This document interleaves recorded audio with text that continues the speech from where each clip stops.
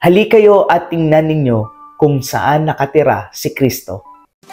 Halina't maging blessed. Ako po si Father Ari Zolan at ito ang Palaman ng Buhay. Ang ating pong ebanghelyo ngayong araw na ito ay mula kay San Juan, chapter 1, verses 38 to 39. Lumingon si Jesus at nang makita niyang sumusunod sa kanyang mga ito, sila'y tinanong niya, "Ano ang kailangan ninyo?" Sumagot sila, "Saan po kayo nakatira, Rabay?" Ang kahulugan ng salitang ito'y guro. "Halikayo at tingnan ninyo," sabi ni Jesus. Saan nga ba nakatira ang ating Panginoong Jesucristo? Nawa po sa pagkakataong ito, makita, maramdaman at maranasan nating si Kristo'y nakatira dito sa puso natin. At mangyayari lamang iyon kung matututo tayong mag-sorry.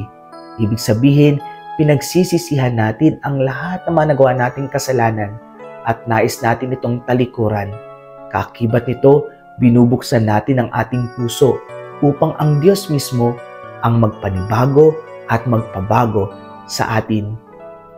Pangalawa, kung tayo po ay matututong mag-thank you, tunay nga pong magiging masaya ang buhay natin kung matututo tayong magpasalamat sa lahat ng pagpapala at biyaya na ipinagkaloob sa atin ng Diyos at patuloy pa rin niyang ipinagkakaloob.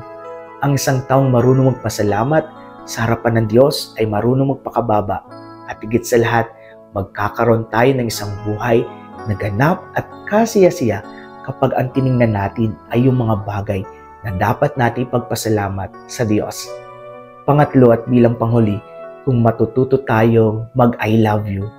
Nangangahulugan lamang na ang laging paanyaya po sa atin ng ating Panginoong Jesucristo ay ang magmahal ng tunay.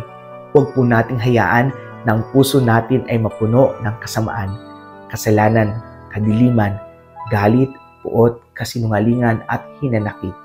Mapuno nawa ito ng kabutihan, ng kabanalan at higit sa lahat ng pagmamahal upang sa gayon maramdaman natin na si Kristo ay nakatira sa puso nating lahat.